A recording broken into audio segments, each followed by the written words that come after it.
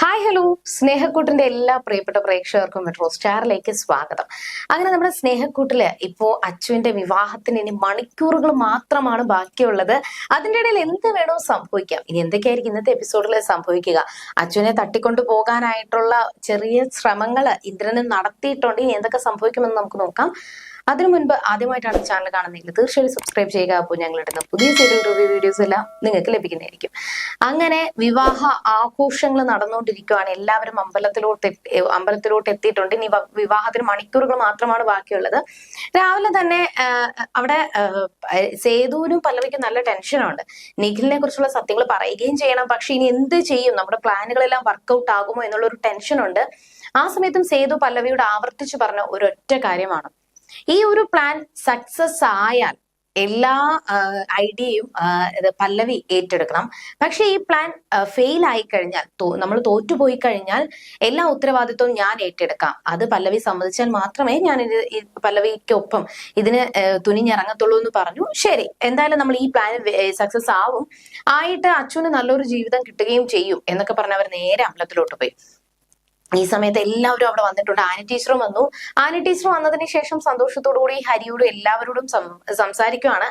എന്നാൽ വിവാഹമായിട്ടും ഹരി അത്ര നല്ല ഗെറ്റപ്പിലൊക്കെ നിൽക്കേണ്ട ഹരി ഒരു സാധാ ഒരു മുണ്ടും ഷർട്ടും ഒക്കെ ഇട്ട് ഒരു പ്രത്യേക രീതിയിൽ അവിടെ നിൽക്കുവാണ്. ഇത് കണ്ടപ്പോ തന്നെ ആനി ടീച്ചർ ചോദിക്കുന്നുണ്ട്, ഹരി നല്ല വിവാഹ ആഘോഷമല്ലേ, നിനക്ക് നിന്നിട്ട് നല്ല അടിച്ചു പൊളിച്ചു നല്ല ഡ്രസ്സൊക്കെ ഇട്ട് സുന്ദരനായിട്ട് നിന്നൂടെ എന്നൊക്കെ വെറുതെ ആനി ടീച്ചർ ചോദിച്ചു. എന്നാൽ നമ്മൾ പന്തല് പണിക്കാരല്ലേ, അപ്പൊ അതിൻ്റെതായിട്ടുള്ള രീതിയിൽ നിന്നാ പോരെ എന്നൊക്കെ ആനി ടീച്ചറും പറഞ്ഞ് സംസാരിച്ച് സന്തോഷത്തോടെ നിൽക്കുന്ന സമയത്താണ് ആനി ടീച്ചർ ഒരു കാര്യം ഹരിയോട് പറഞ്ഞത്. പെട്ടെന്ന് ടീച്ചർ ശ്രദ്ധിച്ചപ്പോ ഹരിയുടെ കാലിൽ കൂടി ഒരു ഉറുമ്പ് കയറി പോകുവാണ്. പെട്ടെന്ന് ടീച്ചർ പറഞ്ഞു, ഹരി കോൾ അടിച്ചല്ലോ, കല്യാണ ഉറുമ്പാണല്ലോ കയറി പോകുന്നത്. അപ്പൊ അതെന്താ ടീച്ചർ, അതെന്താ എനിക്ക് മനസ്സിലായില്ല. അല്ല, ഹരിയുടെ കാലിൽ കൂടി ഇപ്പോ ഒരു ഉറുമ്പ് കയറി പോകുന്നില്ലേ, അത് കല്യാണ ഉറുമ്പാണ്. ആ ഉറുമ്പ് കാലിൽ കൂടി കയറി പോയി കഴിഞ്ഞാൽ ഉടൻ തന്നെ ഹരിക്കോ അല്ലെങ്കിൽ ഹരിയുടെ കുടുംബത്തിൽ ആർക്കെങ്കിലുമോ വിവാഹം നടക്കും. പക്ഷെ ഹരിക്കാണെങ്കിൽ കുടുംബമില്ല, ഹരി ഒറ്റ ആളല്ലേ, അനാഥനല്ലേ. അപ്പൊ പിന്നെ ഹരിക്കായിരിക്കും വിവാഹം നടക്കുന്നത് എന്നൊക്കെ പറഞ്ഞ് അവർ കളിയാക്കി ചിരിക്കുവാണ്.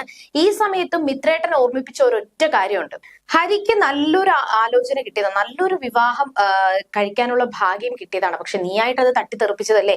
ഇപ്പൊ അച്ചു മറ്റൊരാൾക്ക് സ്വന്തമായില്ലേ എന്നൊക്കെ പറഞ്ഞ് അവര് ദേഷ്യപ്പെട്ടു എങ്കിൽ പോലും ആനി ടീച്ചറിന് മനസ്സിലായില്ല, ഹരിയും അത് കാര്യമാക്കുന്നില്ല. എനിക്ക് ഒരിക്കലും അർഹതപ്പെട്ട ഒരാളല്ല അച്ചു എന്ന് തന്നെയാണ് ഹരി ഇപ്പോഴും ആവർത്തിച്ച് പറയുന്നത്. ഈ സമയത്ത് ബ്യൂട്ടി പാർലറിൽ പോയിട്ട് നേരെ അച്ചു പാർലറിൽ നിന്ന് ഇറങ്ങി നേരെ കാറിൽ കയറി മുന്നോട്ട് പോകുന്ന ടൈമില് വന്ന വഴിയല്ലാതെ, പോകേണ്ട സ്ഥലത്തോട്ടല്ലാതെ വേറെ വഴി തെറ്റിയാണ് അച്ഛനെ കൊണ്ട് ഡ്രൈവർ പോയത്. അച്ചു എടുത്ത് ചോദിക്കുന്നുണ്ട്, നിങ്ങൾ എന്താ ഈ വഴിക്ക് പോകുന്നത്, എന്താ യഥാർത്ഥ വഴിയിൽ പോകാത്തത്? അത് നമ്മൾ പോകേണ്ട റോഡില് പണി നടക്കുവാണ്. അപ്പൊ ഇത്രയും നാൾ പണി നടന്നില്ലല്ലോ.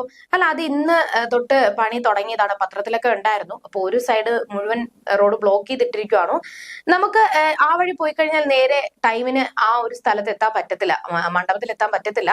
അതുകൊണ്ടാണ് ഈ വഴി പോകുന്നതെന്ന് ഡ്രൈവർ പറഞ്ഞു. ശരിയെന്ന് പറഞ്ഞ അച്ചു വിശ്വസിച്ചു എങ്കിൽ പോലും ചെറിയൊരു ടെൻഷൻ അച്ചുവിനുണ്ട്. ഈ സമയത്ത് എല്ലാവരും അച്ചുവിന് വേണ്ടിയിട്ട് വെയിറ്റിംഗ് ആണ്. പൂർണിമയും സ്വാതിയും ഋതുവും എല്ലാവരും നിൽക്കെ തന്നെ സേതുവും പല്ലവിയും വന്നു. പക്ഷെ അച്ചു എവിടെയെന്ന് ചോദിച്ചപ്പോൾ അവള് പാർലറിൽ പോയിരിക്കുവാണ്. സമയം കഴിഞ്ഞല്ലോ, അച്ചുവിനോട് പെട്ടെന്ന് വരാനായിട്ട് വിളിച്ചു. പക്ഷെ അച്ചു കോൾ എടുക്കുന്നില്ല.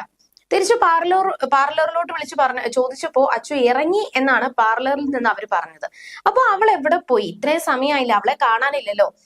സ്വാതിയും ഋതു ഒക്കെ സേതുവിനോടും പല്ലവിയോടും ആണ് ദേഷ്യപ്പെടുന്നത്. വിവാഹ സമയം കഴിഞ്ഞിട്ടും ഇതുവരെ അച്ചു എത്തിയിട്ടില്ല. നിങ്ങൾക്ക് ഇത്ര ബോധമില്ലേ? എന്തായാലും വിവാഹം കഴിക്കാൻ പോകുന്ന പെൺകുട്ടിയും വധുവിനെയും കൊണ്ട് ഒരുമിച്ചല്ലേ നിങ്ങൾ വരേണ്ടത്. ഇങ്ങനെയാണ് ഈ ഉത്തരവാദിത്വം ഇല്ലാത്തവർക്ക് വിവാഹത്തിന്റെ കാര്യങ്ങൾ ഏൽപ്പിച്ചു കഴിഞ്ഞാൽ അവർ ഇങ്ങനെ ചെയ്യത്തുള്ളൂ എന്നൊക്കെ പറഞ്ഞ് സ്വാതിയും ഋതു ഒക്കെ പല്ലവിയും സേതുവിനെ കളിയാക്കി. ആ സമയത്ത് മാറ്റിക്കൊണ്ട് നിർത്തിയിട്ട് സേതുവിനോട് പല്ലവി പറയുന്നുണ്ട്, ഇത് അച്ഛനെ ആരെങ്കിലും തട്ടിക്കൊണ്ടു പോയതായിരിക്കുമോ, അവള് ഫോൺ എടുക്കാത്ത സ്ഥിതിക്ക് ആരെങ്കിലും തട്ടിക്കൊണ്ടു പോകുന്നതായിരിക്കാം, പ്രതാപനാണോ എന്നുള്ളൊരു സംശയം സേതു ചോദിച്ചു. പക്ഷെ പ്രതാപനാവാൻ സാധ്യതയില്ല. കാരണം പ്രതാപൻ പറഞ്ഞ ആളുമായിട്ടല്ലേ, നിഖിലുമായിട്ടല്ലേ അച്ഛന്റെ വിവാഹം നടക്കുന്നത്. അപ്പൊ ഈ വിവാഹം മുടങ്ങിക്കഴിഞ്ഞാൽ ഏറ്റവും കൂടുതൽ ബാധിക്കാൻ പോകുന്നത് പ്രതാപനെയാണ്. അതുകൊണ്ട് ഉറപ്പായിട്ട് പ്രതാപനായിരിക്കത്തില്ല. പിന്നെ ചിന്തിച്ചപ്പോ ഇന്ദ്രനായിരിക്കും. ഈ വിവാഹം എത്രയും പെട്ടെന്ന് നടക്കണമെന്ന് വിചാരിച്ചത് ഇന്ദ്രൻ തന്നെയാണ്. പക്ഷെ ഇന്ദ്രന്റെ ആളാണ് നിഖിൽ ആയതുകൊണ്ട് തന്നെ ഉറപ്പായിട്ട് ഇന്ദ്രൻ തന്നെ പണി പറ്റിച്ചതാണ് എന്ന് സേതുവിനും പല്ലവിക്ക് ഏകദേശം മനസ്സിലായി. അങ്ങനെ എവിടെ ആയിരിക്കും അച്ചുവിനെ തട്ടിക്കൊണ്ട് പോയത് എന്ന് അന്വേഷിക്കാനായിട്ട് അവര് കാറും കൊണ്ട് ഇറങ്ങി. പിന്നാലെ ഋതുവും കാറും കൊണ്ട് പോയി. എന്നാൽ എല്ലാവരും ഭയങ്കരമായിട്ട് തിരയുന്നുണ്ട്, അച്ചുവിനെ കാണാനില്ല. ഈ സമയത്ത് പകുതിക്ക് വെച്ച് അച്ചുവിന് മനസ്സിലായി എന്തോ ഇയാള് ചെയ്യുന്നുണ്ട്, അല്ലെങ്കിൽ എന്നെ എവിടെയോ കൊണ്ടുപോകുന്നതാണെന്ന് മനസ്സിലായി. ഒരുപാട് വട്ടം നിലവിളിച്ച് രക്ഷപ്പെടാനായിട്ട് ശ്രമിക്കുന്നുണ്ടെങ്കിലും സാധിക്കുന്നില്ല. അയാൾ കാറും കൊണ്ട് ഇന്ദ്രൻ പറഞ്ഞ സ്ഥലത്തേക്ക് കൊണ്ടുപോകുവാണ്. ഇന്ദ്രൻ ഏർപ്പാടാക്കിയ ഡ്രൈവർ ആയിരുന്നു അച്ചുവിന്റെ കാറിൽ, അച്ചുവിനെയും കൊണ്ട് കാറിൽ പൊയ്ക്കൊണ്ടിരുന്നത്. എന്നാൽ ഈ സമയത്ത് എല്ലാവരും ഭയങ്കര ടെൻഷനിലാണ്. നിഖിലിന്റെ വീട്ടുകാരും വന്നു, എല്ലാവരോടും ബ്യൂട്ടി പാർലറിൽ പോയിരിക്കുവാണെന്നാണ് പറഞ്ഞിരിക്കുന്നത്. നിഖിലും ദേഷ്യപ്പെടുന്നുണ്ട്, എന്താ പാർലർ ഈ സമയത്താണോ പോകുന്നത്, നേരത്തെ പാർലറിൽ പോയിക്കൂടെ, അല്ലെങ്കിൽ ഇവിടെ നിന്ന് ഒരുങ്ങിക്കൂടെ എന്നൊക്കെയുള്ള ഒരു ചോദ്യങ്ങൾ വരുന്നുണ്ട്. അതിനുശേഷം ഒരുപാട് ചർച്ചകളായി. അച്ചു വരാത്തതിന്റെ ചർച്ചകൾ ഇങ്ങനെ നിൽക്കുമ്പോഴും പ്രതാപൻ പൂർണിമയെ മാറ്റി നിർത്തി കാര്യങ്ങൾ ചോദിച്ചു. എന്നാൽ അച്ചു ഇതുവരെ വന്നിട്ടില്ല, എപ്പോ വരുമെന്ന് അറിയത്തില്ല, എന്ത് സംഭവിച്ചെന്ന് അറിയത്തില്ല, ഞങ്ങൾ വിളിക്കുന്നുണ്ട് കോൾ എടുക്കുന്നില്ല. ഇതൊക്കെ കേട്ടപ്പോൾ പ്രതാപന് ഭയങ്കര ടെൻഷനായി. ഇനി എന്തെങ്കിലും സംഭവിക്കുമോ, ഈ വിവാഹം മുടങ്ങിക്കഴിഞ്ഞാൽ പിന്നെ തന്റെ കാര്യം ഗോവിന്ദ എന്നൊക്കെ പറഞ്ഞ വലിയൊരു ടെൻഷനിൽ പ്രതാപനും. എന്നാൽ അച്ചുവിനെ കാണാത്ത ടെൻഷനിലാണ് എല്ലാവരും. അതിന്റെ കൂടെ സേതുവും പല്ലവി ഇപ്പോ അച്ചുവിനെ തിരക്കി പോയിരിക്കുവാണ്. ഇനി എന്ത് സംഭവിക്കാം. ഇനി അതിന്റെ ഇടയിൽ പല്ലവി തന്നെ സേതുവിനോട് പറയുവാണ്, നമുക്കൊന്ന് ഒരു കാര്യം ചെയ്താലോ, ഇന്ദ്രനെ ഒന്ന് വിളിച്ചാലോ, അയാളോട് സംസാരിച്ചാലോ, ചിലപ്പോ അയാളുടെ മനസ്സ് മാറിയാലോ, അല്ലെങ്കിൽ അയാൾ പറയുന്നത് പോലെ കാര്യങ്ങൾ ചെയ്തു കൊടുക്കാം, അച്ചുവിനെ വിട്ടു തരാനായിട്ട് അപേക്ഷിക്കാം. പക്ഷെ ഉറപ്പായിട്ടും ഇന്ദ്രനെ വിളിച്ചു കഴിഞ്ഞാൽ പല്ലവി ആയിരിക്കും ഇന്ദ്രന് ആവശ്യപ്പെടുന്നത്. അപ്പൊ ഇനി എന്ത് ചെയ്യുമെന്ന് ആലോചിച്ച് വലിയൊരു പ്രതിസന്ധി ഘട്ടത്തിലാണ് സേതുവും പല്ലവിയും വന്ന് നിൽക്കുന്നത്. ഇനി എന്തൊക്കെയായിരിക്കും അവരുടെ ജീവിതത്തിൽ സംഭവിക്കുക എന്ന് നമുക്ക് വരുന്ന എപ്പിസോഡുകളിൽ കണ്ടറിയാം. അതുവരേക്കും ടാറ്റാ ബൈ.